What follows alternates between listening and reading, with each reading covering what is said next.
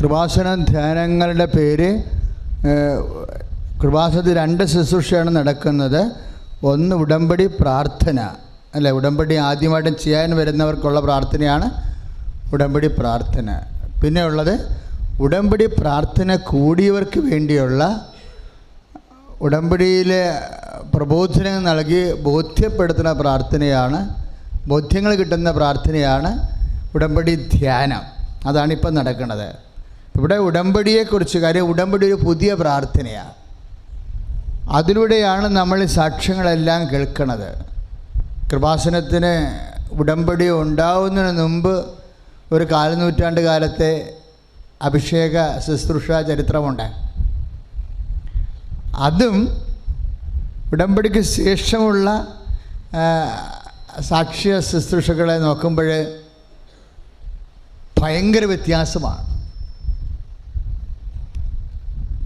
ഒന്നാമത്തെ മിറക്കിൾസിൻ്റെ എണ്ണം വല്ലാതെ കൂടി, വളരെ ഗുണനിലവാരമുള്ള ദൈവം നേരിട്ട് ഇറങ്ങി നിന്ന് പ്രവർത്തിക്കുന്ന പോലെയാണ് ചില സാക്ഷ്യങ്ങൾ കേൾക്കുമ്പോൾ നമുക്ക് തോന്നിപ്പോണത്. കാര്യം ഞങ്ങൾക്കത് പെട്ടെന്ന് തോന്നും. കാരണം പണ്ടത്തെ ഒരു കാലം ഞങ്ങൾക്കറിയാം. നിങ്ങളിൽ ഒരു 60-70% പേരും പുതിയ ആൾക്കാരാണ്. അപ്പോൾ നിങ്ങൾക്ക് പഴയ കൃപാസനത്തെ അറിയത്തില്ല. അന്ന് ഒരു മാസം 30 സാക്ഷ്യമേ നടക്കത്തുള്ളൂ.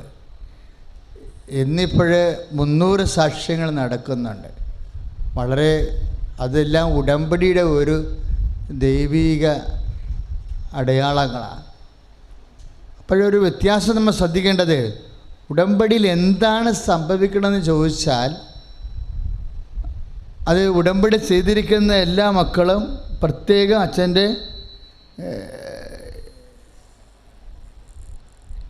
ഇപ്പോൾ നൽകുന്ന ശുശ്രൂഷ ശ്രദ്ധിക്കണം. ഉടമ്പടിയിൽ നമ്മൾ വിചാരിച്ചിരിക്കുന്ന പോലെയുള്ള ദൈവ അനുഗ്രഹമല്ല സംഭവിക്കണത്. മറിച്ച് ഉടമ്പടി എടുക്കേണ്ടി വന്നൊരു സാഹചര്യം എന്താണ്? മോസസിൻ്റെ കാലത്ത് ആണല്ലോ ഉടമ്പടി എഴുതിയത്. ഉടമ്പടി എഴുതി കിട്ടിയത് മോസസിൻ്റെ കാലത്താണ്. അതിന് മുമ്പ് എബ്രഹാത്തിനോടും നോഹിനോടും ഉടമ്പടി ഉണ്ടായിരുന്നു, പക്ഷേ ഉടമ്പടി പറയുകയായിരുന്നു. ഉടമ്പടി എഴുതി കിട്ടിയത് മോസസിൻ്റെ കാലത്താണ്. അപ്പോൾ ഉടമ്പടി എഴുതാനുണ്ടായ ഒരു സാഹചര്യം, അതറിഞ്ഞാൽ മാത്രമേ ഉടമ്പടിയിൽ എന്താണ് സംഭവിക്കണമെന്ന് നമുക്ക് മനസ്സിലാക്കാൻ പറ്റത്തുള്ളൂ. ഉടമ്പടി എഴുതാനുണ്ടായ സാഹചര്യം എന്താ? ദൈവത്തെ കൂടാതെ ഇനി മുന്നോട്ട് പോകാൻ പറ്റാത്തൊരു ജീവിത സാഹചര്യം വന്നു. അതാണ് വിഷയം. നമ്മൾക്ക് വന്നിരിക്കുന്ന വിഷയം അത് തന്നെയാണ്. ഇപ്പോൾ 1 കോടി കടം, 2 കോടി കടമെന്നൊക്കെ പറഞ്ഞിട്ട് ഞാൻ ചോദിക്കും, അതിൻ്റെ മാനുഷികമായ മാർഗം എന്താണെന്ന് ചോദിക്കുമ്പോൾ അവർ കണ്ണും തുറിക്കും, കയ്യും മരത്തും. എന്താണ്? ഒരു മാർഗവുമില്ല. ദൈവം നേരിട്ട് ഇറങ്ങി വരാതെ ആ വിഷയത്തിൻ്റെ മേൽ തീരുമാനം ഉണ്ടാകത്തില്ല. സാക്ഷ്യങ്ങളെല്ലാം കേൾക്കുമ്പോൾ നമുക്ക് മനസ്സിലാവും, ദൈവം നേരിട്ട് ഇറങ്ങി വന്ന് പ്രവർത്തിക്കുന്ന പോലെയാണ്. അല്ലെങ്കിലും അമ്മ ഇവിടെ വരുമ്പോഴും മരിയൻ ഉടമ്പടിയാണ്. നമുക്ക് നടക്കുന്നത് ബൈബിൾ ഉടമ്പടിയുടെ അടിസ്ഥാനങ്ങൾ എടുത്തുകൊണ്ട് പുതിയ നിയമകാലത്തെ സമയത്തെ ചുരുക്കുന്ന മരിയൻ ഉടമ്പടിയാണ് നമ്മൾ എടുത്തിരിക്കുന്നത്. അപ്പോഴും മരിയൻ ഉടമ്പടിയുടെ ഇഫക്റ്റ് എന്താണ്? അമ്മ ബൈ പേഴ്സൺ വരികയാണ്. ഉടമ്പടിക്ക് ശേഷം പല സാക്ഷ്യങ്ങളും പറഞ്ഞത് മാതാവിനെ ഞങ്ങൾ ഞങ്ങളുടെ ബെഡ്റൂമിൽ കണ്ടു എന്നാണ് പറഞ്ഞത്. അങ്ങനെ ഒരു സാക്ഷ്യമല്ല.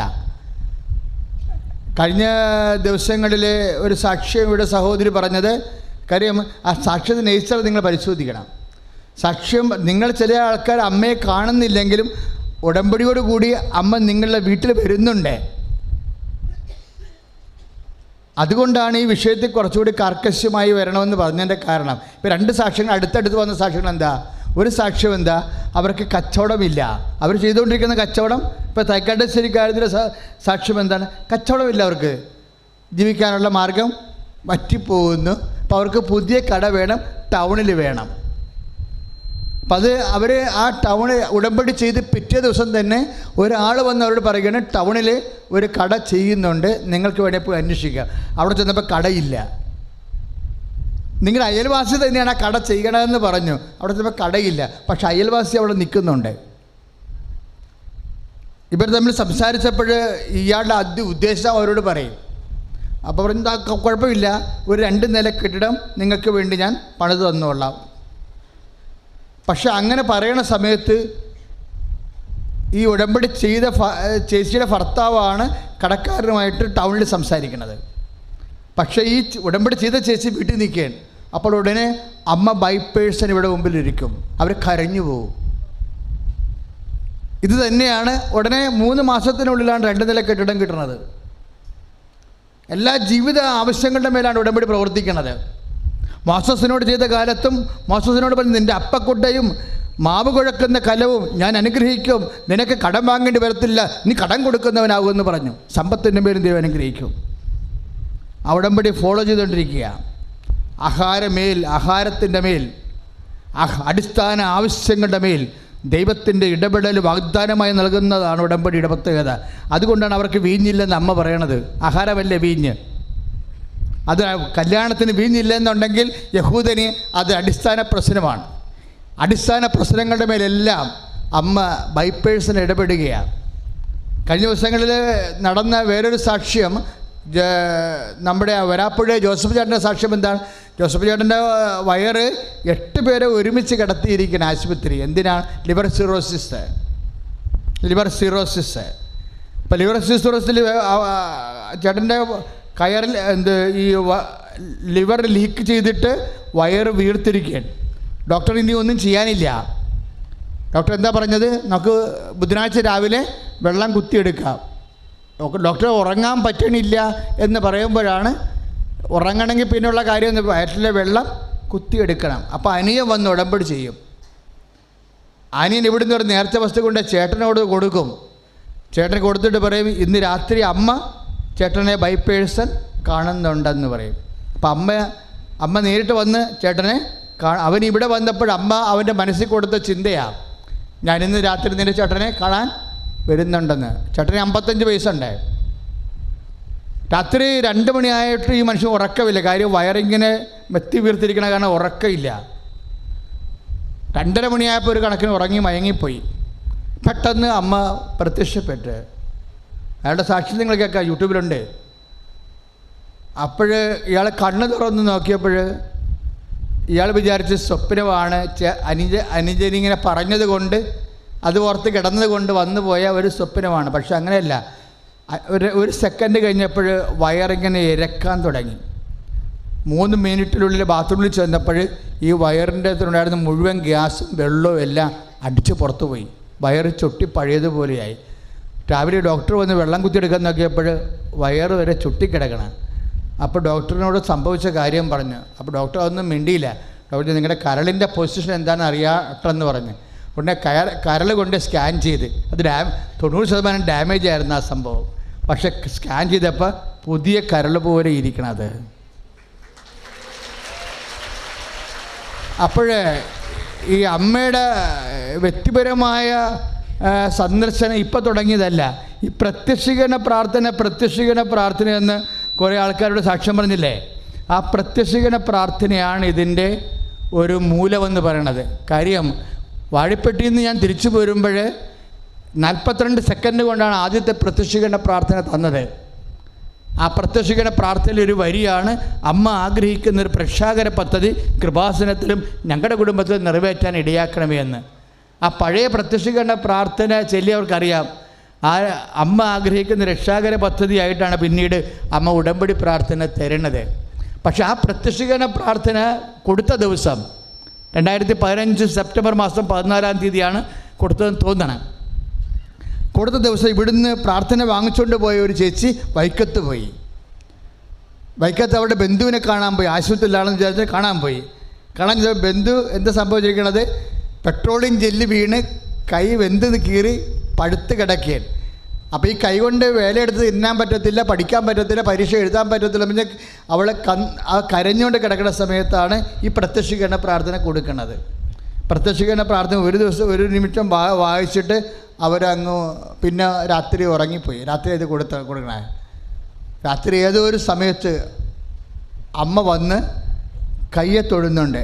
കൈ അറ്റം മുതൽ ഈ ഭുജം വരെ തൊടും. ഇവള് രാത്രി കണ്ണ് തുറന്ന് നോക്കുമ്പോൾ പഴുത്ത് വിണ്ടുകീറി വളരെ വേദനിച്ചിരുന്ന കൈ സാധാരണ പുതിയ കൈ പോലെ ഇരിക്കണം. അപ്പോൾ അവൾ വെളുപ്പിനെ ഓടി ഇവിടെ വന്ന് ഇങ്ങനെ സംഭവിച്ചെന്നും പറഞ്ഞ് ആ പ്രത്യക്ഷീകരണ പ്രാർത്ഥനയുടെ കാലം മുതൽ അമ്മ ബൈപ്പേഴ്സൺ നിങ്ങളുടെ കുടുംബത്തിൽ സംഭവിക്കണം. അപ്പം അതറിഞ്ഞ് വേണം ഈ ഉടമ്പടി ചെയ്യാൻ. നിങ്ങളുടെ എല്ലാവരുടെയും ജീവിതത്തിലേക്ക് അമ്മ വ്യക്തിപരമായിട്ട് വരുത്തുന്ന ഇപ്പോൾ ഒരു അനുഭവമാണെങ്കിൽ കുഴപ്പമില്ല. ഒരു ഒറ്റപ്പെട്ട സംഭവം അല്ലല്ലോ ഇത്. അമ്മ ബൈപ്പേഴ്സൺ കുടുംബങ്ങളിൽ വരണത് ഒറ്റപ്പെട്ട സംഭവമല്ല. ഇതിപ്പോൾ പലരും റെക്കർ ചെയ്തുകൊണ്ടിരിക്കുക. എന്താ പ്രശ്നം വെച്ച് കഴിഞ്ഞാൽ ഉടമ്പടിയുടെ വാഗ്ദാനങ്ങളിൽ ഒന്നാണ് ഞാൻ നിങ്ങളുടെ കൂടെ വരും. Price the Lord. അത് പുറപ്പാടിൻ്റെ പുസ്തകം 33-ാം അധ്യായം. പുറപ്പാടിൻ്റെ പുസ്തകം 33-ാം അധ്യായം 13-ാമത്തെ തിരുവചനമാണ്. എന്താ വിഷയമെന്ന് ചോദിച്ചപ്പോഴേ ഇസ്രയേൽക്കാരൻ ആത്മഹത്യയുടെയും കൊലപാതകത്തിൻ്റെയും നടുക്കായിപ്പോയി ജീവിതം. അതാണ് ദൈവം കൂടെ വരാൻ കാരണം. അവർ മുമ്പോട്ട് പോയി കഴിഞ്ഞാൽ സീനായിൽ നിന്ന് അവർക്ക് മുന്നോട്ട് പോകേണ്ടത് എങ്ങോട്ടാണ്? ജെറീക്കോയിലേക്കാണ് പോകേണ്ടത്. ജെറീക്കോക്കാർ ഇവരെ കൊന്നുകളയും. കാര്യം അവരൊരു യുദ്ധ നൈപുണ്യന്മാരും രാക്ഷസന്മാരുമാണ്. അപ്പം മുമ്പോട്ട് ഭാവിയിലേക്ക് നോക്കുമ്പോൾ പേടി തോന്നും. നിങ്ങൾക്കും ഭാവിയിലേക്ക് നോക്കുമ്പോൾ പേടി തോന്നുന്നുണ്ടെങ്കിൽ ശ്രദ്ധിക്കണം അച്ഛൻ പറയണത്. പിന്നെ മുന്നോട്ട് പോയാലുള്ള ജോർദാൻ നദിയാണ്. ഇവർ 6 ലക്ഷം പേരുണ്ട്. 6 ലക്ഷം പേര് എങ്ങനെയാണ് ജോർദാൻ നദി കടക്കണത്? നീന്താതെ കടക്കാൻ പറ്റത്തില്ല. നീന്തി കടന്നാലുള്ള ഭവിഷ്യത്ത് എന്താണ്? അപ്പുറത്ത് ജബൂസയർ, കാനനൈറ്റ്സ്, സമരിട്ടന്മാർ, ഇങ്ങനെ കുറേ കാട്ടുജാതി വർഗ്ഗക്കാരുണ്ട്. അവരിവർ വെള്ളത്തിലിട്ട് വെട്ടിക്കൊല്ലും. അപ്പോൾ എവിടുന്ന് ജെറീക്കോയിൽ നിന്ന് രക്ഷപ്പെട്ട് പകുതി പേര് രക്ഷപ്പെട്ടാലും പകുതി പേര് വെള്ളത്തിലിട്ട് കൊള്ളും. അപ്പോൾ അവർ പറഞ്ഞു, മോശത്തിനോട് പറഞ്ഞ്, ഞങ്ങൾ ചാകാൻ തയ്യാറല്ല. ഞങ്ങളുടെ മുമ്പോട്ട് നോക്കിയിട്ട് മരണം കൊലപാതകം മാത്രമേ ഉള്ളൂ, വേറെ ഒന്നുമില്ല. അതുകൊണ്ട് ഞങ്ങൾ തിരിച്ചു പോയിക്കൊള്ളാമെന്ന് പറഞ്ഞു. എങ്ങോട്ട് തിരിച്ചു പോകാൻ?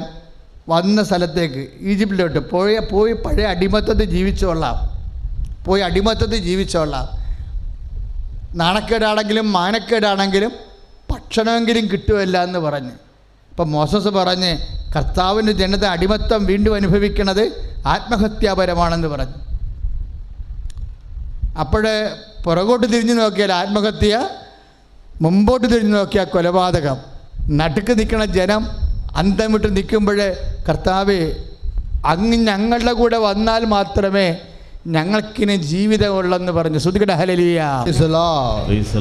പുറപ്പാട് 33:13 അങ്ങ് എന്നിൽ സംപ്രീതനാണെങ്കിൽ പറഞ്ഞേ, അങ്ങയുടെ വഴികൾ എനിക്ക് കാണിച്ചു തരണമേ.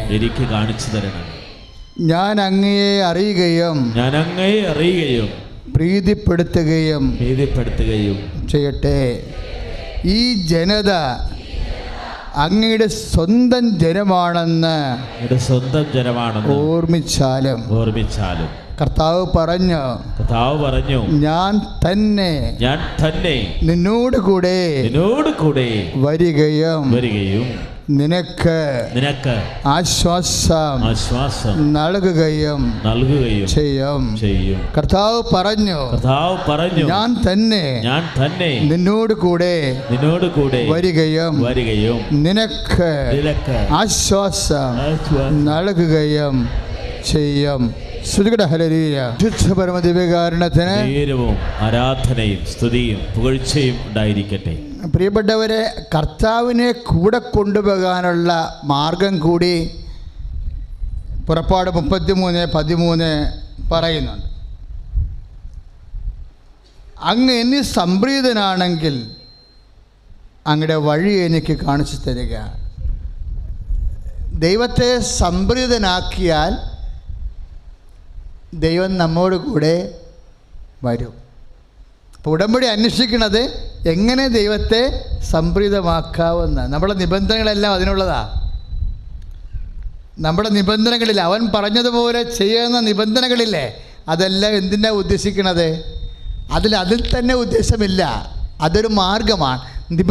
ഉടമ്പടി നിബന്ധനകളെല്ലാം ഉടമ്പടിയുടെ മാർഗങ്ങളാണ്. ലക്ഷ്യമെന്താ? ദൈവത്തെ പ്രീതിപ്പെടുത്തുകയാണ് ലക്ഷ്യം. ദൈവത്തെ അതെൻ്റെ മക്കൾ ചെയ്യണം. ഉടമ്പടിയുടെ നിബന്ധനകൾ നിവർത്തിക്കുമ്പോൾ ഇപ്പം നിങ്ങൾ 3 പാപങ്ങൾ വെറുത്തുപേക്ഷിക്കണില്ലേ, അതെൻ്റെ ഉദ്ദേശം എന്താണ്? അനുദപിക്കുക, സുവിശേഷത്തിൽ വിശ്വസിക്കുക എന്ന് അവൻ പറഞ്ഞതാണ്, അല്ലേ? അവൻ പറഞ്ഞതാണ്, ഈശോ പറഞ്ഞതാണ്, അമ്മ പറഞ്ഞത്. ജീവിതത്തിൻ്റെ ഇല്ലായ്മ കാലഘട്ടങ്ങളിൽ ദൈവത്തിൻ്റെ വചനം പാലിച്ചാൽ ദൈവം സംപ്രീതനാകും. നിങ്ങൾ ലോകം മുഴുവൻ പോകുക, സകല സൃഷ്ടികളോടും സുവിശേഷം പ്രസംഗിക്കുക. അതിനുവേണ്ടിയാണ് നമ്മൾ പത്രം വാങ്ങിച്ച്, സുവിശേഷ പത്രം വാങ്ങിച്ച് ലോകം മുഴുവൻ പോയിക്കൊണ്ട് നമുക്ക് പറ്റണ ലോകത്തെല്ലാം നമ്മൾ വിതരണം ചെയ്യണത്. അവൻ പറഞ്ഞതാ. അപ്പോൾ ഈശോനെ അറിയാത്തവരറിയും, അറിഞ്ഞവർ ആഴപ്പെടും. ഇങ്ങനെ ഓരോ കാര്യവും ഇങ്ങനെ ചെയ്യുമ്പോൾ എന്താ ഉദ്ദേശം? ദൈവത്തെ പ്രീതിപ്പെടുത്തുകയാണ്. ദൈവത്തെ പ്രീതിപ്പെടുത്തിയാൽ ഇപ്പം നമുക്കറിയാം ദൈവത്തെ പ്രീതിപ്പെടുത്തണം എങ്ങനെയാണ്?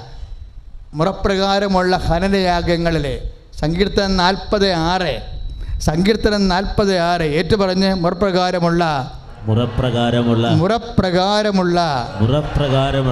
ഹനനയാഗങ്ങളിലെ ഹോമയാഗങ്ങളിലെ ഞാൻ സംപ്രീതനായില്ല. അപ്പോൾ ഞാൻ പറഞ്ഞു പിതാവേ ഇതാ ഞാൻ വരുന്നു, അങ്ങനെ ഇഷ്ടം നിറവേറ്റുകയാണ് എൻ്റെ സന്തോഷം. അതാ സങ്കീർത്തനം 46. എന്താണ് ദൈവത്തിനെ എങ്ങനെയാണ് പ്രീതിപ്പെടുത്തുന്നത്? സങ്കീർത്തനം 46 വെച്ച് നോക്കുമ്പോൾ ദൈവത്തിൻ്റെ വചനങ്ങൾ നിറവേറ്റുമ്പോഴാണ് ദൈവം പ്രീതിപ്പെടുന്നത്. അതാണ് അവൻ പറഞ്ഞതുപോലെ ചെയ്യാൻ പറഞ്ഞിരിക്കുന്നത്. അവൻ പറഞ്ഞതുപോലെ ഉടമ്പടിയുടെ മർമ്മം അതാ. അപ്പോൾ ഉടമ്പടി നിബന്ധനകൾ എപ്പോഴും നിങ്ങളിങ്ങനെ കർക്കശമായിട്ട് ഒരടയാളം ഉടനെ കിട്ടിയില്ലെങ്കിൽ പോലും എൻ്റെ മക്കൾ നിർബന്ധിക്കണത് അടയാളം കാണുന്നുണ്ടോ ഇല്ലയെന്ന് ചിന്തിക്കരുത്. മറിച്ച് കർത്താവിൻ്റെ തിരുസന്നിധി ചെയ്ത നിബന്ധനകൾ നിറവേറ്റുന്നുണ്ടോ? കാര്യം എന്താണ്? നിബന്ധനകൾ എന്താണ്? ദൈവഹിതമാണ്. ദൈവഹിതം നിറവേറ്റുമ്പോഴാണ് ദൈവം പ്രീതിപ്പെടുന്നത്. ദൈവം പ്രീതിപ്പെടുമ്പോൾ വഴികൾ തെളിയും. അതാണ് സങ്കീർത്തനം പുറപ്പാട് 33:13. അങ്ങ് എന്നിൽ സംപ്രീതനാണെങ്കിൽ അങ്ങയുടെ വഴികൾ എനിക്ക് ഒന്ന് പറഞ്ഞ്, അങ്ങ് എന്നിൽ സംപ്രീതനാണെങ്കിൽ അങ്ങയുടെ വഴികൾ എനിക്ക് കാണിച്ചു തരണമേ. നമ്മുടെ ഏറ്റവും വലിയ പ്രശ്നം എന്താണ്? വഴിയില്ലാത്തതാണ്, അല്ലേ? കടമായാലും ശരി, രോഗമായാലും ശരി, നമ്മുടെ ബുദ്ധിക്ക് ഒരു വഴി കാണുന്നില്ല. അപ്പോൾ വഴി തെളിച്ചു കിട്ടാനുള്ള മാർഗം എന്താ? ഈ ഉടമ്പടിയാണ്. പുറപ്പാട് 33:13 എന്താണ്? അങ്ങ് എന്നെ സംപ്രീതനാണെങ്കിൽ പറഞ്ഞ് അങ്ങയുടെ വഴികൾ എനിക്ക് കാണിച്ചു തരണമേ. അപ്പം നമ്മുടെ മക്കളെ വളർത്താൻ അഡ്മിഷന്, ജോലിക്ക്, യാത്രയ്ക്ക്, സർട്ടിഫിക്കറ്റിന് ഇതൊന്നും നമ്മളത്രയും ബേജാറാകേണ്ട ഒരു കഥയുമില്ല. ഇതൊക്കെ എന്തൊക്കെ എപ്പോൾ എങ്ങനെയെല്ലാം ചെയ്യണമെന്ന് അതിൻ്റെ വഴികളെല്ലാം ദൈവത്തിനറിയാം. ആ ദൈവത്തെ സംപ്രീതമാക്കാനാണ് നമ്മൾ ശ്രദ്ധിക്കണം. വചനം മുഴുവനും അങ്ങനെയാണ്. നിങ്ങൾ ആദ്യം ദൈവരാജ്യം എന്ന് പറയുന്നത് എന്താണ്? ദൈവഭരണം. ദൈവഭരണം എന്താണ്? ദൈവത്തിൻ്റെ മനസ്സിൻ്റെ ഇച്ഛയുടെ ആവിഷ്കാരമാണ്. ദൈവത്തിൻ്റെ ഇച്ഛ നിറവേറ്റുന്നതാണ് ദൈവ രാജ്യം എന്ന് പറയണത്. ഇപ്പോൾ സ്വർഗസ്ഥനായ പിതാവിൻ്റെ ആ പ്രാർത്ഥനയെപ്പോലും എന്താണ് എഴുതിയിരിക്കുന്നത്? അങ്ങയുടെ നാമം പൂജിതമാകണമേ, അങ്ങയുടെ രാജ്യം വരണമേ, അങ്ങയുടെ തിരുമനസ്സ്, അല്ലേ? 6:10 മത്തായിയുടെ സുവിശേഷം 6:10 എന്ന് പറഞ്ഞ് അങ്ങയുടെ തിരുമനസ്സ് സ്വർഗത്തിലെ പോലെ ഭൂമിയിലുമാകണമേ. അപ്പം ദൈവത്തിൻ്റെ വചനമാണ് ദൈവത്തിൻ്റെ മനസ്സ്. ദൈവത്തിൻ്റെ വചനം നിറവേറ്റുമ്പോൾ ദൈവത്തിൻ്റെ ഇച്ഛ അനുവർത്തിക്കുമ്പോൾ ദൈവിക ഭരണം ഉണ്ടാകുന്നു. അതിനാണ് ദൈവരാജ്യം എന്ന് പറയണത്. അതുകൊണ്ടാണ് മത്തായി പറയണത്, നീ ആദ്യം ദൈവരാജ്യത്തെ അന്വേഷിക്കുക, ആദ്യം ദൈവരാജ്യത്തെ അന്വേഷിക്കുക. മത്തായി 6:33. ബാക്കിയുള്ളത് ചേർത്ത് നൽകും. കൈ അടിച്ച് കർത്താവേ. പരിശുദ്ധ പരമദിവ്യകാരുണ്യത്തിന് നേരവും ആരാധനയും സ്തുതിയും പുകഴ്ചയും ഉണ്ടായിരിക്കട്ടെ. ഇനി മക്കൾ ശ്രദ്ധിക്കണം. എന്താ ഈശോ പറഞ്ഞത്? ആദ്യം ഒന്ന് പറഞ്ഞ, നിങ്ങൾ ആദ്യം ദൈവരാജ്യത്തെയും അതിന്റെ നീതിയെയും കുറിച്ച് അന്വേഷിക്കുക. അപ്പം ആദ്യം ഫസ്റ്റ് നമ്മളെ പ്രയോറിറ്റി, ആദ്യം നമ്മൾ എന്താ ചെയ്യേണ്ടത്? ദൈവ മനസ്സ് നിറവേറ്റണം. നിബന്ധനകളിലൂടെ, ഉടമ്പടി നിബന്ധനകൾ എന്താ ചെയ്യേണ്ടത്? നിയോഗം പിന്നീട് വരണതാ. മനസ്സിലായില്ലേ? നിയോഗങ്ങളെന്ന് പറഞ്ഞാൽ എന്താണ്? നമ്മൾ IELTS, ജോലി, വീട്, പ്രൊമോഷൻ, ട്രാൻസ്ഫർ, അതെല്ലാം ആദ്യം വന്നതല്ല. ആദ്യം അത് രണ്ടാമത് വരേണ്ടതാണ്. ആദ്യം വന്നത് എന്താ? ദൈവരാജ്യം, നിബന്ധനകളാണ് ആദ്യം നിങ്ങൾ നിറവേറ്റേണ്ടത്. അപ്പം നിബന്ധനകൾ നിറവേറ്റി കഴിയുമ്പോൾ നിയോഗം ചേർത്ത് നൽകണതാ. അതാണ് മത്തായി 6:33. നമുക്കറിയാവില്ല നിയോഗത്തിന് ദൈവം എന്താ ചിന്തിക്കണമെന്ന് അറിയാവോ? നമ്മൾ ദൈവരാജ്യത്തിലായതുകൊണ്ട് മാത്രമാണ് നിങ്ങൾക്ക് അനുഗ്രഹം കിട്ടണമെന്ന് നിങ്ങൾ ധരിക്കരുത്. ദൈവരാജ്യത്തിൻ്റെ ഉദ്ദേശം ഭൗതിക ആനുകൂല്യമായ ഫിസിക്കൽ ഫേവേഴ്സ് അല്ല, അത് നിത്യതയാണ്. നിത്യത ആദ്യം ഗ്യാരണ്ടി ചെയ്യാൻ പറയണതാണ്. അനുഗ്രഹങ്ങൾ ചേർത്ത്, അതുപോലെ തന്നെ ഇതുപോലെ നമ്മൾ കൺസിഡറേഷൻ ചെയ്യത്തില്ലേ, കോംപ്ലിമെൻ്റ് ചെയ്യത്തില്ലേ? അനുഗ്രഹമൊക്കെ കോംപ്ലിമെൻറ്റാണ്. എന്തെങ്കിലും സാധനം എടുക്കുമ്പോഴേ, ഇപ്പം നമ്മൾ കുറേ ചരക്ക് എടുക്കുമ്പോൾ ചിലപ്പോൾ നമ്മൾക്ക് തുണിക്കടക്കാരൻ എന്തെങ്കിലുമൊക്കെ കോംപ്ലിമെൻ്റ് തരത്തില്ലേ? അതുപോലെ കോംപ്ലിമെൻറ്റിൻ്റെ വില മാത്രമേ അനുഗ്രഹത്തിനുള്ളൂ. ഈ നിബന്ധന പാലിക്കാൻ പറഞ്ഞിരിക്കുന്ന അനുഗ്രഹം തരാനല്ല, നിത്യത തരാൻ വേണ്ടിയാണ്. നിബന്ധനയും നിത്യതയുമായിട്ടാണ് ബന്ധം. ദീർഘകാലം ജീവിക്കാനല്ലേ നിബന്ധനയും നിത്യതയുമാണ്. അപ്പം നിത്യതയ്ക്ക് വേണ്ടി അത് ഗ്യാരണ്ടി ചെയ്യാനാണ് ആദ്യം പറഞ്ഞിരിക്കുന്നത്. അത് ഗ്യാരണ്ടി ചെയ്താൽ ഭൗതിക ആനുകൂല്യം ഇവിടെ കഴിയാനുള്ള മാർഗം ദൈവം തരുമെന്നാണ് പറയണത്. ഒന്ന് ചിന്തിച്ച് നോക്കിയാൽ മക്കളെ, ഈശോ എന്നാ പറഞ്ഞത്? എല്ലാ നല്ല മനുഷ്യരുടെ മേലും ഞാൻ മഴ പെയ്യിക്കും, ഇല്ലേ? അങ്ങനെ പറഞ്ഞില്ലേ? എല്ലാ നല്ല മനുഷ്യരുടെ മേലും ഞാൻ മഴ പെയ്യിക്കും, അതുപോലെ ചീത്ത മനുഷ്യരുടെ മേലും വന്നു. ആ ചിന്തിക്കേണ്ട കാര്യമാണ്. അനുഗ്രഹത്തിൻ്റെ രീതി കണ്ടില്ലേ? എല്ലാ നല്ല മനുഷ്യരുടെ മേലും, എല്ലാ സിസ്റ്ററുടെ മേലും ഞാൻ മഴ പെയ്യിക്കും, അതുപോലെ തന്നെ ദുഷ്ടരുടെ മേലും വന്നു. നീതിയുള്ള എല്ലാ മനുഷ്യരുടെ മേലും ഞാൻ സൂര്യനെ ഉദിപ്പിക്കും. എന്നിട്ട് പിന്നെ എന്താ പറഞ്ഞത്? അതുപോലെ നീതിയില്ലാത്തവരുടെ മേലും വന്നു. അപ്പോൾ എൻ്റെ അർത്ഥം എന്താ? അനുഗ്രഹം അല്ലെങ്കിൽ അനുഗ്രഹത്തിൻ്റെ മഴ, അല്ലെങ്കിൽ മഴയും വെയിലും ഒക്കെ കിട്ടണമെങ്കിൽ നല്ല മനുഷ്യരായിരിക്കണമെന്ന് ഒരു നിർബന്ധവും ഇല്ല, ദുഷ്ടന്മാർക്കും കൊടുക്കുമെന്ന് അർത്ഥം. അപ്പോൾ ഈ അനുഗ്രഹത്തിന് വല്ല വിലയുണ്ടാ? മത്തായിയുടെ സുവിശേഷം 5:45 നിങ്ങൾ വായിക്കണം. അതായത് കർത്താവിന് ശേഷം അനുഗ്രഹത്തിന് പച്ചവെള്ളത്തിൻ്റെ പോലും വിലയില്ലാണ്ടായിപ്പോയി. നിങ്ങളിതുപോലെ ഭൗതിക ആനുകൂല്യങ്ങൾക്ക് വേണ്ടി മാത്രം ദൈവത്തെ ആശ്രയിക്കരുത്. അതുകൊണ്ടാണ് 2 കൊരിന്ത്യർ 15:19 പറയണത്, നിങ്ങൾ ഈ ഭൂമിയിലുള്ള ഈ ലോകത്തുള്ള വസ്തുക്കൾക്ക് വേണ്ടി മാത്രമാണ് യേശു ക്രിസ്തുവിൽ ആശ്രയിച്ചെങ്കിൽ എല്ലാ മനുഷ്യരെക്കാൾ നിങ്ങൾ ഹതഭാഗ്യവാന്മാരാണെന്ന്. ഉടമ്പടി ചെയ്യുന്ന മക്കൾ അടിസ്ഥാനപരമായിട്ട് ഉടമ്പടി ആത്യന്തിക ദൈവിക രക്ഷ എന്ന് പറയണത് നിത്യതയാണെന്ന് കരുതിക്കൊണ്ട് വേണം എൻ്റെ മക്കളെ കാര്യങ്ങൾ വിലയിരുത്താൻ. കൈ അടിച്ച് കർത്താവ് ശ്രദ്ധിക്കട്ടെ. ഹല്ലേലൂയ. കർത്താവായ ദൈവമേ, ഉടമ്പടി ചെയ്തിട്ടുള്ള മക്കളെ എല്ലാം സമർപ്പിക്കുന്ന കർത്താവേ, ഉടമ്പടി ചെയ്തിരിക്കുന്നത് നിത്യത വരെ ദൈവത്തിൻ്റെ കൃപയ്ക്ക് മേൽ കൃപയായി സ്വീകരിക്കാൻ വേണ്ടി പരിശുദ്ധമ്മ വഴി ഈശോയോട് ഞങ്ങൾ ഉടമ്പടിയ എല്ലാ നിയോഗ മേലും കൃപ വർഷിക്കണമേ. ഹല്ലേലൂയ, ഹല്ലേലൂയ, ഹല്ലേലൂയ. കരങ്ങൾ ഉയർത്തിക്കൊണ്ട് സ്തുതിക്കട്ടെ. നേരവും ആരാധനയും സ്തുതിയും പുകഴ്ചയും ഉണ്ടായിരിക്കട്ടെ. പരിശുദ്ധ പരമദിവ്യകാരുണ്യത്തിന് നേരവും ആരാധനയും സ്തുതിയും പുകഴ്ചയും ഉണ്ടായിരിക്കട്ടെ. അപ്പോൾ ദൈവഹിതപ്രകാരം ജീവിതം പുനഃക്രമീകരിച്ചുകൊണ്ട്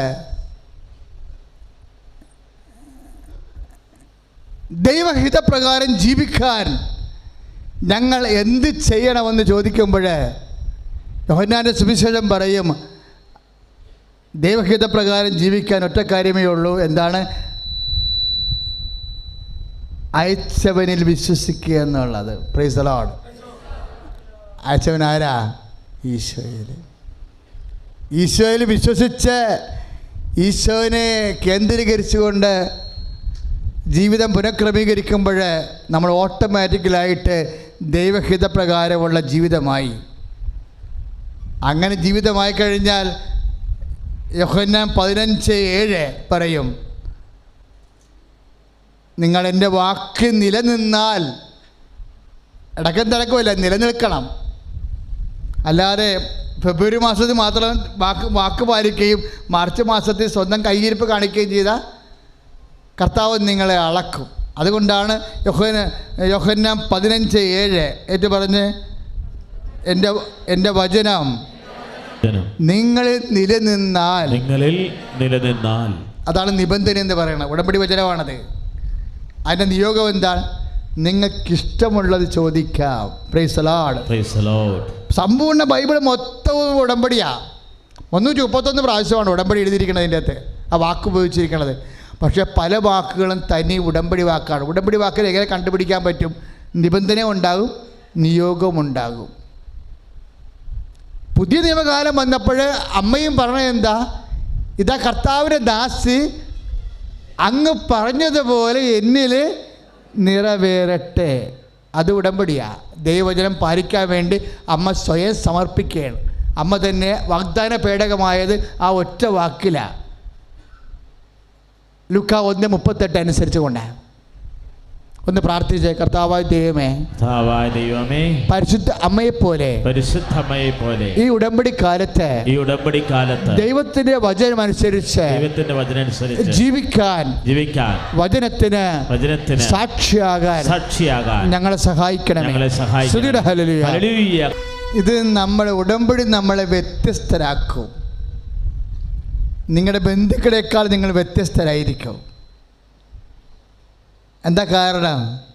മോശ കർത്താവിനോട് പറഞ്ഞു, കർത്താവേ, അങ്ങ് ഉടമ്പടി പ്രകാരം ഞങ്ങൾക്ക് വാഗ്ദാനം ചെയ്തതുപോലെ പുറപ്പാട് 33:14 അനുസരിച്ച് കൊണ്ട് അങ്ങ് ഞങ്ങളുടെ കൂടെ വന്നാൽ ഞങ്ങൾ എല്ലാ ജനതകളെക്കാളും വ്യത്യസ്തരായിരിക്കും. സ്തുതിക്കട്ടെ. ഹല്ലേലൂയ, ഹല്ലേലൂയ, ഹല്ലേലൂയ, ഹല്ലേലൂയ. കരങ്ങൾ ഉയർത്തിക്കൊണ്ട് സ്തുതിക്കട്ടെ. കർത്താവേ, അവിടുത്തെ സാന്നിധ്യം കൊണ്ട് നിറയ്ക്കണമേ. കർത്താവേ, ഞങ്ങളെല്ലാവരിലേക്കും വ്യത്യസ്തരായിട്ട് ജീവിക്കാൻ ഉടമ്പടിയുടെ അഭിഷേക ശക്തി ഇപ്പോൾ നിറയണമേ.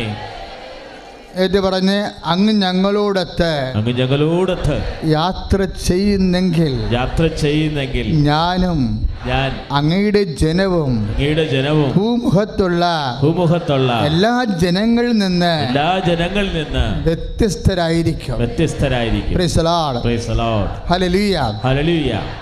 അപ്പോഴും നിങ്ങളുടെ എല്ലാ കർമ്മമണ്ഡലങ്ങളിലും 5000 പേര് ടെസ്റ്റ് എഴുതി എന്നൊക്കെ പറഞ്ഞില്ലേ, അതിൽ നിന്ന് വ്യത്യസ്തമായി വരണ കണ്ടില്ലേ? 8 പേരല്ലേ കരൾ രോഗം പിടിച്ച് ലൂർദ് ആശുപത്രി കിടക്കുന്നത്. ജോസഫ് ചേട്ടൻ മാത്രം എന്താ സുഖപ്പെട്ടിരിക്കണത്? അങ്ങ് ഞങ്ങളോട് യാത്ര ചെയ്താൽ ഞങ്ങൾ വ്യത്യസ്തരായിരിക്കും. കർത്താവിൻ്റെ വാഗ്ദാനമാണ്. പുറപ്പാട് 33:17 കൈ അടിച്ച് കർത്താവ്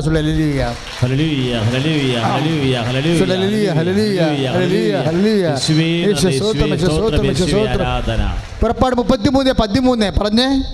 പുറപ്പാട് 33:17 അങ്ങ് ഞങ്ങളുടെ കൂടെ യാത്ര ചെയ്താൽ ഞങ്ങൾ എല്ലാ ജനങ്ങളെക്കാളും വ്യത്യസ്തരായിരിക്കും. ആ സാക്ഷ്യം കേൾക്കുമ്പോൾ നിങ്ങൾക്ക് ഈ വചനം ഓർക്കണം. നിങ്ങൾ ഓരോ സാക്ഷ്യം കേൾക്കുമ്പോഴും അമ്മയോട് ഞാൻ ചോദിച്ചത്, ഞാൻ കൽപ്പണിക്കാരനാണ്, എനിക്ക് പണി എപ്പോഴും കിട്ടണമെന്ന് ചോദിച്ചുള്ളൂ.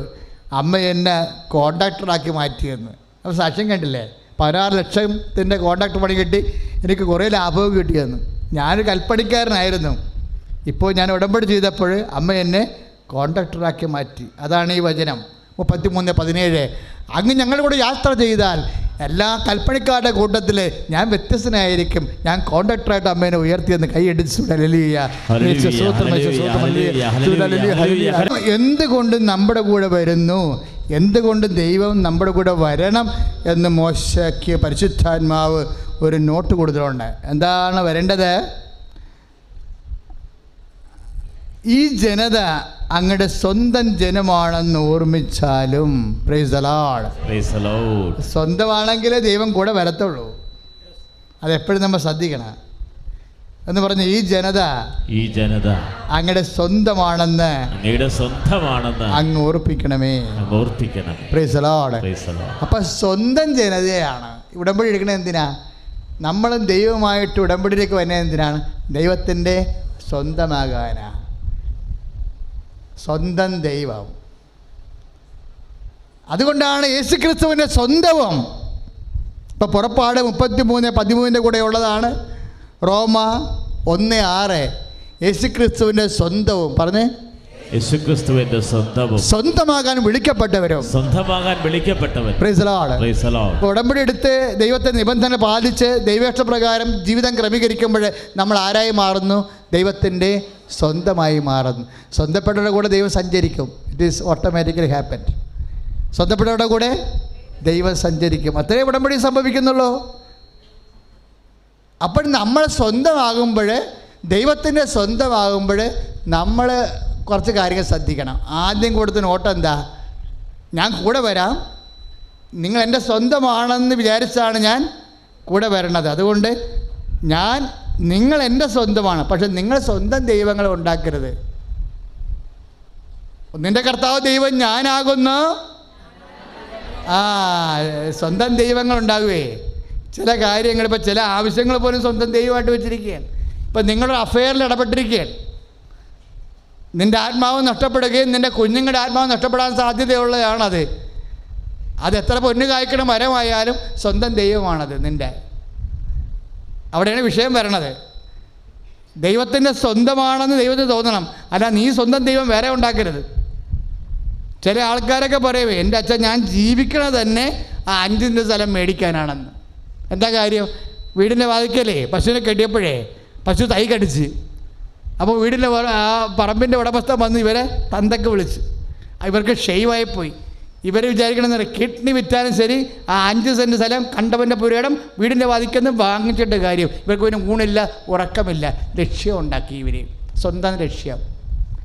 അപ്പോൾ അതിനു വേണ്ടി ഇവരെന്തും ചെയ്യും. ചില ആൾക്കാരൊക്കെ കടകച്ചവടങ്ങളൊക്കെ നടത്തത്തില്ലേ, അവർ പള്ളിയിൽ പോലും പോകത്തില്ലല്ല. അപ്പോൾ സ്വന്തം ദൈവമായ കട. ചില കച്ചവടങ്ങളൊക്കെ നടത്തത്തില്ലേ, എന്നിട്ട് ഞായറാഴ്ച കുർബാന വരെ അവർ കട്ട് ചെയ്യണില്ലേ, അപ്പോൾ കട ദൈവമായി, സ്വന്തം ദൈവം. ദൈവത്തിൻ്റെ സ്ഥാനത്ത് എന്ത് വന്നാലും സ്വന്തം ദൈവമാകും. ദൈവത്തിൻ്റെ സ്വന്തവും സ്വന്തം ദൈവവും 2 വിഷയമാണ്. സ്വന്തം ദൈവം ഉണ്ടാകുന്ന നോക്കണം. രക്ഷപ്പെടാനുള്ള മാർഗം സ്വന്തം ദൈവം ഉണ്ടെങ്കിൽ അതിനെ മാറ്റാൻ നോക്കണം. അതാണ് നിൻ്റെ കർത്താവ് ദൈവം ഞാനാകുന്നു. ദൈവത്തിൻ്റെ സ്ഥാനത്ത് ദൈവത്തേക്കാൾ പ്രാധാന്യം കൊടുക്കുന്ന വ്യക്തികളോ വസ്തുക്കളോ പ്രസ്ഥാനങ്ങളോ ഉണ്ടായിക്കഴിഞ്ഞാൽ അത് നിൻ്റെ സ്വന്തം ദൈവമാകും. പിന്നെ ദൈവത്തിന് നിൻ്റെ കൂടെ സഞ്ചരിക്കാൻ പറ്റാണ്ട് വരും. അത് ഉടമ്പടിക്കാലത്ത് ശ്രദ്ധിക്കേണ്ട ഒന്നാമത്തെ കാര്യമാണ്. സ്വന്തം ദൈവം ഉണ്ടോ എന്ന് നോക്കണം. ദൈവത്തിൻ്റെ സ്വന്തം വേറെ. ഉടമ്പടിക്ക് എന്താ വേണ്ടത്? ദൈവത്തിൻ്റെ സ്വന്തമാകാനാണ് വേണ്ടത്. അല്ല സ്വന്തം ദൈവത്തിനോട് ഗുഡ് ബൈ പറയണം. സ്തുതിയുടെ ഹല്ലേലൂയ, സ്തുതിയുടെ ഹല്ലേലൂയ. സന്തോഷത്തിൽ നിറച്ച വസ്തുക്കൾ എടുക്കുക. സന്തോഷത്തോടെ നേർച്ച വസ്തുക്കൾ എടുക്കുക.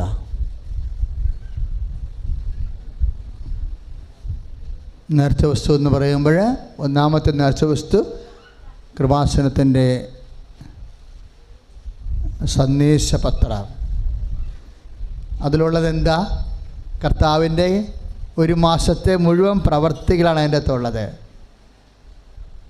അതാണ് സാക്ഷ്യങ്ങളല്ല. പിന്നെ എന്താ?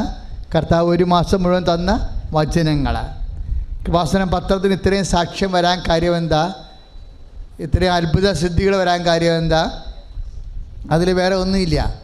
കർത്താവിൻ്റെ വചനവും കർത്താവിൻ്റെ പ്രവൃത്തിയുമേ ഉള്ളൂ.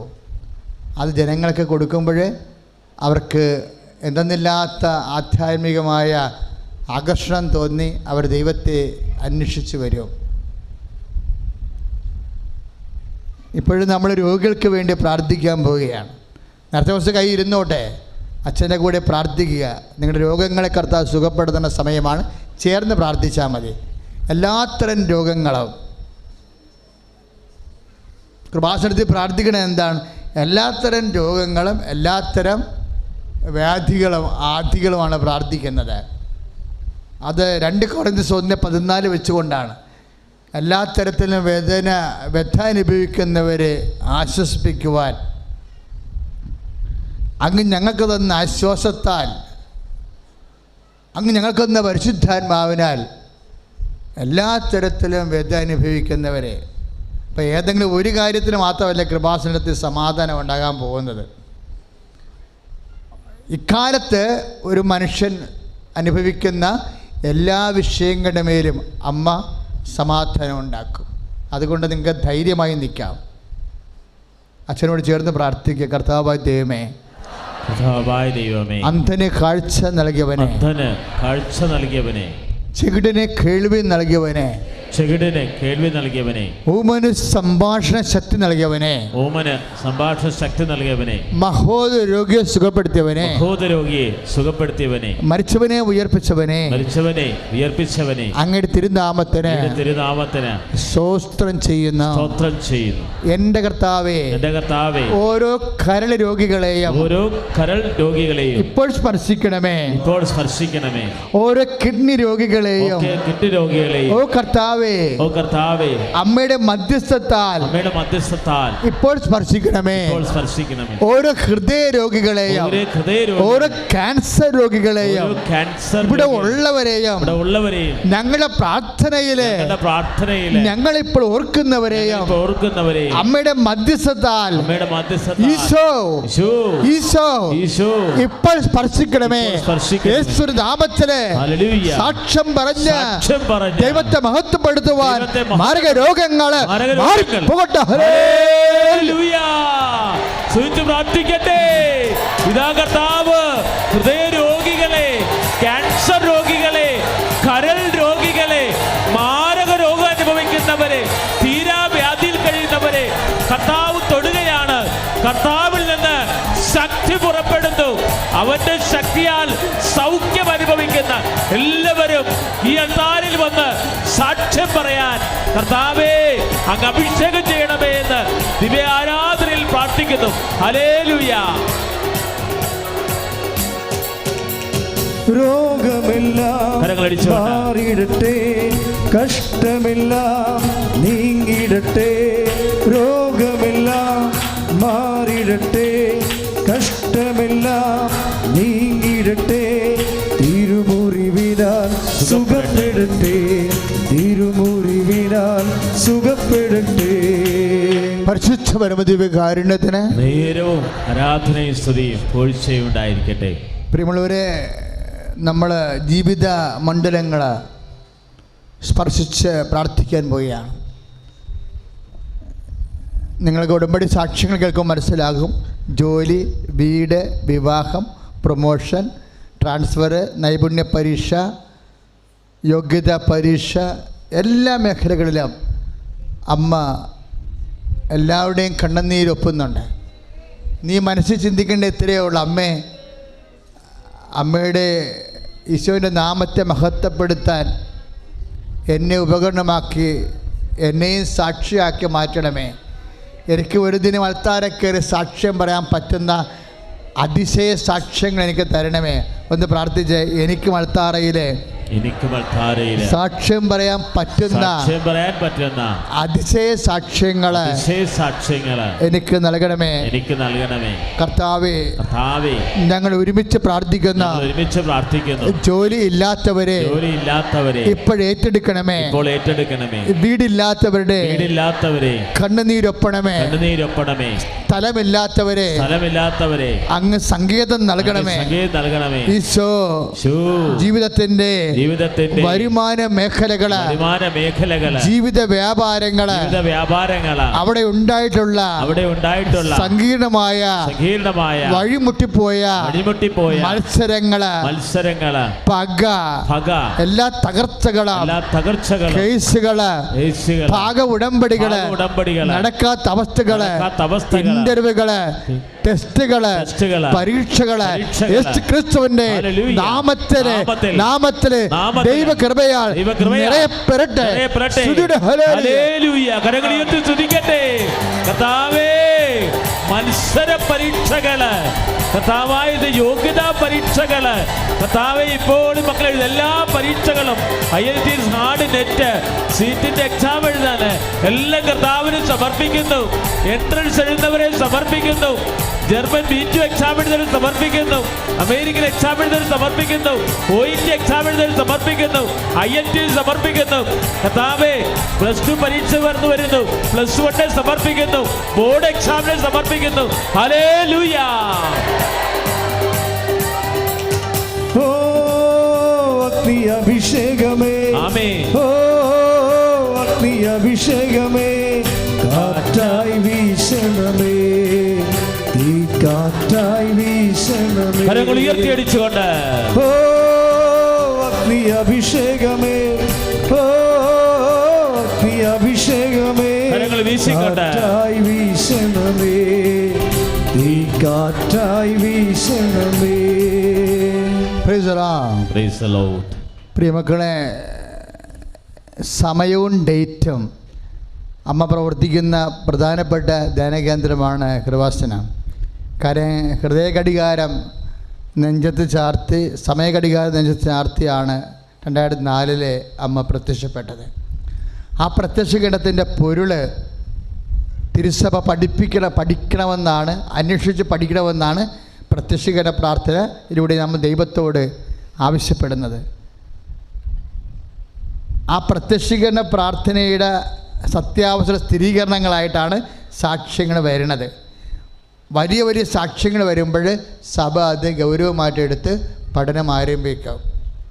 പക്ഷേ എപ്പോഴും നമ്മൾ ശ്രദ്ധിക്കേണ്ടത് ഈ സമയം ഒരു വിഷയമാണ്. നിങ്ങൾ കൃപാസനത്തിൽ എപ്പോഴത് സാക്ഷ്യം നോക്കിയാലും 12 കൊല്ലമായി, 50 കൊല്ലമായി, 55 കൊല്ലമായി എന്നൊക്കെ പറഞ്ഞ് കൊല്ലം എഴുതിയിട്ടുണ്ട്. സമയവും ഡേറ്റ് എല്ലാം പ്രധാനപ്പെട്ടതാണ്. അതുകൊണ്ട് നിങ്ങളെ ബാധിക്കുന്ന ഡേറ്റ് ഇപ്പോൾ ഓർക്കണം. നിങ്ങൾ ഗുണമായാലും ദോഷമായാലും എന്നെ കേൾക്കാൻ പറ്റുന്ന സഹോദരങ്ങളെല്ലാം, പുറത്തോടെ 1000 ആൾക്കാരുണ്ട്, അവർക്ക് കേൾക്കാൻ പറ്റണില്ല. ഞാനവിടെ കൂടി വരികയായിരുന്നു. ഞാനവിടെ അപ്പുറത്തെ പള്ളി വന്ന് ഇറങ്ങിയിട്ട് നടന്നാണ് പോരാൻ പറ്റിയത്. പക്ഷേ ഞാൻ എൻ്റെ മുമ്പിൽ കൂടി വന്നിട്ട് ഇതിലേക്ക് ഇറങ്ങി തന്നെ പുറകിൽ കൂടിയാണ് കയറിയത്. പക്ഷേ എനിക്കൊന്നും കേൾക്കാൻ പറ്റിയില്ല. ഇവിടെ നമുക്ക് കുറച്ച് പേർക്ക് ഇതൊക്കെ കേൾക്കാൻ പറ്റത്തുള്ളൂ. അപ്പം അതുകൊണ്ട് ഇതിൻ്റെ സിറ്റുവേഷൻസൊക്കെ എല്ലാം ഒന്ന് മാറാൻ വേണ്ടി നിങ്ങൾ പ്രാർത്ഥിക്കണം. തന്നെയല്ലേ പുറത്തൊന്നും കേൾക്കാതെ നിൽക്കണം മക്കളുടെ കണ്ണുനീരൊപ്പാൻ വേണ്ടി പ്രത്യേകം പ്രാർത്ഥിക്കുന്നു.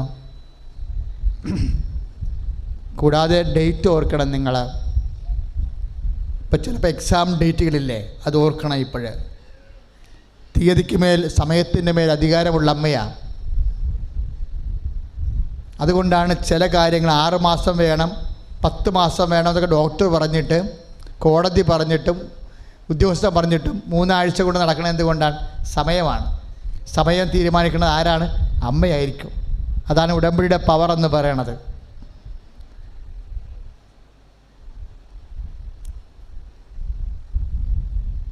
അപ്പം നിങ്ങളെ ബാധിക്കുന്ന ഡേറ്റുകൾ, അനുകൂലമായ ഡേറ്റ് ആയാലും പ്രതികൂലമായ ഡേറ്റ് ആയാലും, ഇപ്പോൾ ഒരു കടം ഒരു 50 ലക്ഷമോ 20 ലക്ഷമോ അല്ലെങ്കിൽ 10,000 രൂപ കൊടുക്കാമെന്ന് പറഞ്ഞിട്ടുണ്ടെങ്കിൽ ആ ഡേറ്റ് ഓർക്കുക. നിങ്ങൾക്ക് ആരെങ്കിലും തരാമെന്ന് പറഞ്ഞിട്ടുണ്ടെങ്കിലും ഡേറ്റ് ഓർക്കണം. നിങ്ങളുടെ ജോലി ഡേറ്റ് ഓർക്കണം, ഇൻ്റർവ്യൂ ഡേറ്റ് ഓർക്കണം, മനസ്സമ്മത ഡേറ്റ് ഓർക്കണം, പ്രസവ ഡേറ്റ് ഓർക്കണം. എല്ലാത്തിനും ഡേറ്റ് ഓർത്തോ. തീയതികൾക്ക് മേൽ പ്രാർത്ഥന തരാൻ പോകുന്ന സമയമാണ്. ഇനി യാത്ര വല്ലതുണ്ടെങ്കിൽ യാത്ര ഓർത്തോ, യാത്ര ഡേറ്റുകൾ.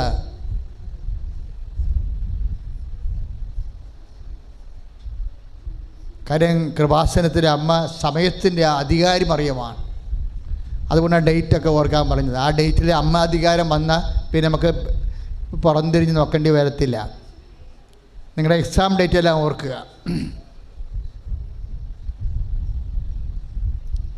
അച്ഛന് നിങ്ങളുടെ സമയങ്ങളെല്ലാം അമ്മയ്ക്ക് ഏൽപ്പിക്കാൻ പോവുകയാണ്. നിങ്ങൾ സ്തുതിക്കട്ടെ. ഹല്ലേലൂയ. അമ്മയെ പരിശുദ്ധമേ, വ്യത്യസ്തങ്ങളായ തീയതികൾ, വ്യത്യസ്തങ്ങളായ സമയങ്ങൾ പരിശുദ്ധ അമ്മ വഴി ഈശോയ്ക്ക് ഏൽപ്പിക്കുന്നു. സമയത്ത് മേൽ അമ്മ അധികാരിയായിരിക്കാൻ ഇടയാക്കണമേ. അതെല്ലാം നിവൃത്തിയാക്കി സങ്കടങ്ങളെല്ലാം സാക്ഷ്യങ്ങളാക്കി മാറ്റണമേ. ഏറ്റു പ്രാർത്ഥിക്കുക. അമ്മേ, സമയത്തിൻ്റെ അധികാരി അമ്മേ, എല്ലാ സമയ സങ്കടങ്ങളെയും സന്തോഷത്തിന്റെ സുവിശേഷ സാക്ഷ്യമാക്കി മാറ്റണമേ. സ്തുതിയുടെ ഹല്ലേലൂയ.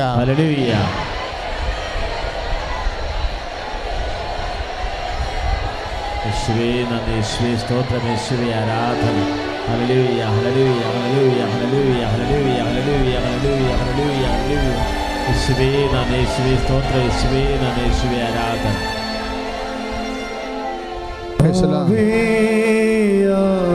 കരങ്ങൾ വീശിക്കൊണ്ട് ആവേ മരിയ, സമയ സന്ദർഭങ്ങളുടെ അധികാരമുള്ള നന്ദി പറയുന്നു. നേർച്ച വസ്തു ഉയർത്തിപ്പിടിക്കട്ടെ. നേർച്ച വസ്തുക്കൾ ഓർക്കുക, കൃപാസനത്തിൽ 2 തരം നേർച്ച വസ്തുക്കളാണ് ഉള്ളത്. കൃപാസനത്തിലെ നേർച്ച വസ്തുക്കൾ, ഒന്ന് ഉടമ്പടി ചെയ്യാത്തവർക്ക് വേണ്ടിയുള്ള പ്രത്യേക നേർച്ച വസ്തുക്കൾ. അത് ജെറീക്കോ പ്രാർത്ഥന ചൊല്ലി ദിവ്യകുർബാന വെച്ചാണ് അത് വെഞ്ചരിക്കണത്. അതിലുപ്പുണ്ട്, കാശുരൂപമുണ്ട്, തേനുണ്ട്, തിരിയുണ്ട്. അത്രയുമാണ് ഉടമ്പടി പ്രാർത്ഥനയ്ക്ക് പുറത്തുള്ള വെഞ്ചരിച്ച നേർച്ച വസ്തുക്കൾ. രണ്ടാമത്തത് ഉടമ്പടി പ്രാർത്ഥനയുടെ നേർച്ച വസ്തുക്കൾ. അതിൻ്റെ എക്സ്ട്രാ ഉള്ളത് നീലത്തിരി, പച്ചത്തിരി, അതുപോലെ തന്നെ ഉടമ്പടി തൈലം. ഇതെല്ലാം കൃപാസനത്തിൻ്റെ ഉള്ളിലേ കിട്ടത്തുള്ളൂ. അത് ഓർത്തേക്കണം. അപ്പോൾ കൃപാസനത്തിൻ്റെ ഉള്ളിലെ നേർച്ച വസ്തുവാണ് കൃപാസനത്തിൻ്റെ നേർച്ച വസ്തുവായിട്ട് നിങ്ങൾ വാങ്ങിക്കേണ്ടത്. അത് നമ്മുടെ മതിലിൻ്റെ ഉള്ളിലെ ഗേറ്റിൻ്റെ ഉള്ളിലേ കിട്ടത്തുള്ളൂ. കാര്യം അതാണ് നിങ്ങളുടെ കണ്ണുനീരിൻ്റെ പരിഹാരമായിട്ട് കുർബാന ചൊല്ലിയും ജെറീക്കോ പ്രാർത്ഥന ചൊല്ലിയും വെഞ്ചരിച്ച് ആശീർവദിച്ച് വെച്ചിരിക്കുന്നത്. അതിൻ്റെ കൂടെയാണ് ഇപ്പോൾ നിങ്ങൾ പത്രം ഉയർത്തിപ്പിടിക്കേണ്ടത്. പത്രം ഉയർത്തിപ്പിടിക്കട്ടെ. പത്രത്തിൻ്റെ കൂടെ നേർച്ച വസ്തു ഉയർത്തിപ്പിടിക്കട്ടെ. വിശ്വാസപൂർവ്വമാണ് ചൊല്ലട്ടെ. Lord Jesus Christ, pour out His Spirit, the fire soak with the precious blood. I cast decision who cast from you, by God the Father Almighty, Made heaven and earth as in the Sunday. Let the devices of the which begins. Saints of trust and machinations be dispelled and profaned. Every one family. May the Catholic Church with the power of Jesus Christ. With the medicine of Holy Priesthood, I bless and follow this remix. സമാപന ആശീർവാദം തരാൻ പോവുകയാണ്. സമാപന ആശീർവാദത്തിൻ്റെ സമയത്ത് മത്സ്യത്തൊഴിലാളി സഹോദരങ്ങളെ ഇവിടെ നേർച്ച വസ്തു വെക്കാത്തവർ കൈ വെച്ച് ഉയർത്തിപ്പിടിച്ചേക്കേണ്ടതാണ്. ഇവിടെ നേർച്ച വസ്തു പ്ലേസ് ചെയ്യാത്ത മത്സ്യത്തൊഴിലാളി സഹോദരങ്ങൾ ആ നേർച്ച വസ്തുക്കളെ ഉയർത്തിപ്പിടിക്കേണ്ടതാണ്. ദയവായി മത്സ്യത്തൊഴിലാളി സഹോദരങ്ങൾക്ക് വേണ്ടി നമുക്ക് പ്രാർത്ഥിക്കാം. അച്ഛനോട് ചേർന്ന് പ്രാർത്ഥിക്കുക. 5 അപ്പവും 2 മീനും കൊണ്ട് 5000 പേരെയും 7 അപ്പവും ഏതാനും മത്സ്യങ്ങൾ കൊണ്ട് 4000 പേരെയും സംതൃപ്തരാക്കിയ സർവശക്തനും കാരുണ്യനുമായ ദൈവമേ, അങ്ങയെ ഞങ്ങൾ ആരാധിക്കുകയും സ്തുതിക്കുകയും അങ്ങയ്ക്ക് നന്ദി പറയുകയും ചെയ്യുന്നു. നിത്യം കന്യകയും നിന്റെയും ഞങ്ങളുടെയും അമ്മയുമായ പരിശുദ്ധ കന്യാമറിയത്തിന്റെയും മീൻപിടുത്തക്കാരായ വിശ്രുത ശ്ലീഹന്മാരുടെയും സംരക്ഷണത്തിലെ ഞങ്ങളുടെ വള്ളത്തിനെ, ബോട്ടിനെ, വലയെ, യന്ത്രത്തെ, തൊഴിലാളികളെ അങ്ങയുടെ തിരുസന്നിധിയിൽ സമർപ്പിക്കുന്ന സ്നേഹനിധിയും സകലത്തെയും പരിപാലിക്കുന്നതിനുമായ നല്ല ദൈവമേ, ഈ ആരാധനയിൽ പങ്കെടുക്കുന്ന എല്ലാ മത്സ്യത്തൊഴിലാളി സഹോദരങ്ങളെയും അവരുപയോഗിക്കുന്ന നേർച്ച വസ്തുക്കള് തിരിയും കൊടിയും ഉപ്പും കാശുരൂപവും യേശു ക്രിസ്തുവിന്റെ നാമത്തിലെ ആശീർവദിക്കപ്പെടുകയും ആശീർവദിക്കുന്ന വസ്തുക്കൾ ഉപയോഗിച്ച് പ്രാർത്ഥിക്കുമ്പോൾ സമർത്ഥമായ മത്സ്യവിളയാൽ അനുഗ്രഹിക്കപ്പെടട്ടെ. പന്നിയും പാറയും പുറ്റും മുതലായ നശീകരണ ഉപാധികളിൽ നിന്ന്, മുടക്കിൽ നിന്ന്, ഒഴുക്കിൽ നിന്ന് നിന്ന്, കാറ്റിൽ നിന്ന്, കോളിൽ നിന്ന് നമ്മളുടെ മത്സ്യത്തൊഴിലാളി ജനസമൂഹങ്ങളെ യേശുവിന്റെ നാമത്തില് സംരക്ഷിക്കപ്പെടട്ടെ.